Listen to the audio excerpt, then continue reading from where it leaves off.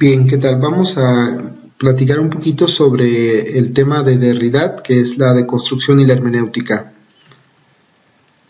Y bien, para explicarlo, su pensamiento filosófico lo vamos a caracterizar en estos breves puntos.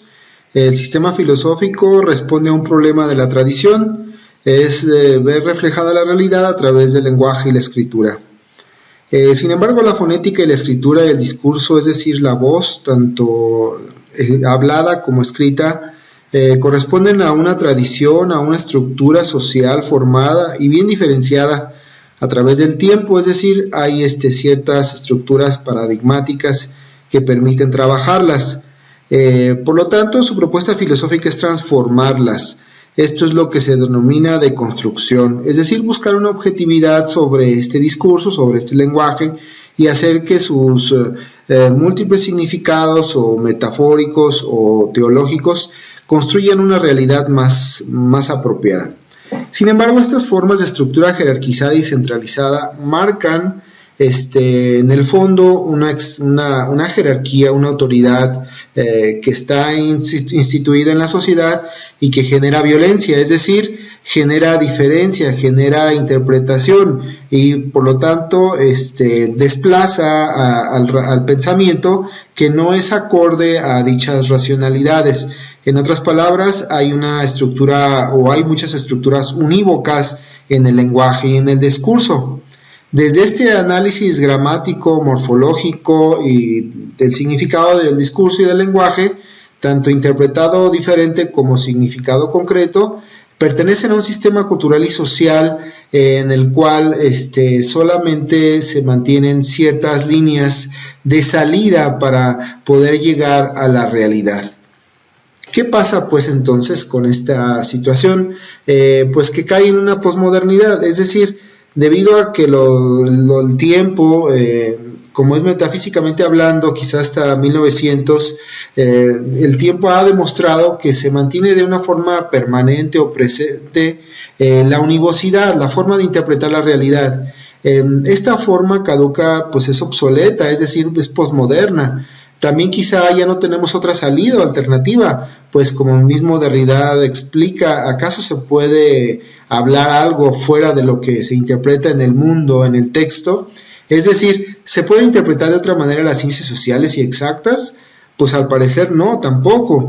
Por eso su importancia, es un clásico posmoderno, resalta la imposibilidad de construir una forma alterna el devenir de la historia en Occidente.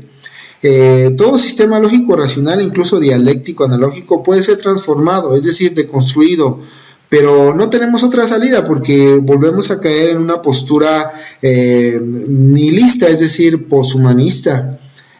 Por lo tanto, las claves para la importancia en la filosofía contemporánea, considerando el libro que acabamos de revisar, que es Textos y Diferencia, es que es un hecho que la estructura juega un papel muy importante, el signo también, y el discurso también juega un papel muy importante en las ciencias sociales y exactas.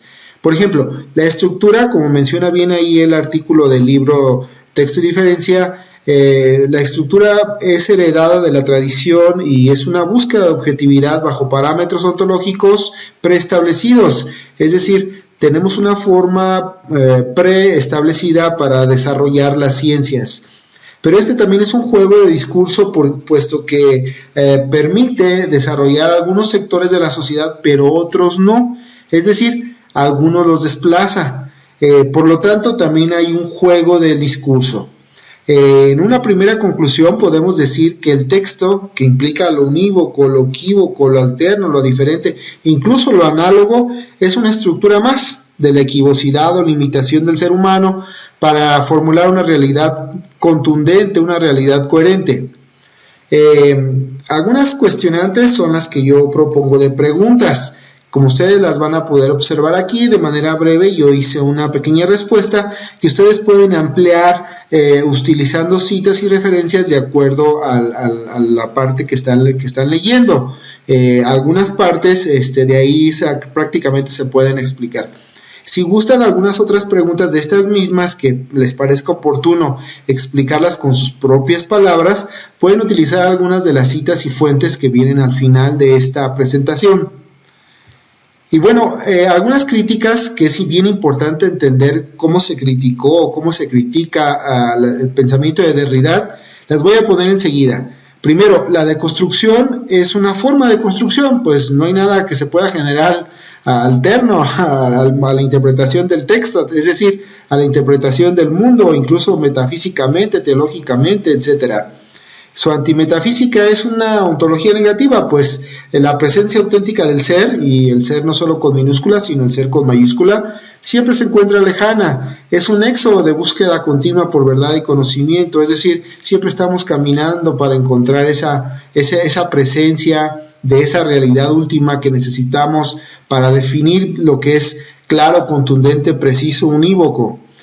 Por ejemplo, en los videos que estamos viendo, el autor de la Fonda Filosófica expresa que Derrida tiene cierto sentido, pues no puede haber nada que no haya sido procesado textualmente, y menos ahora que tenemos las computadoras, ¿no?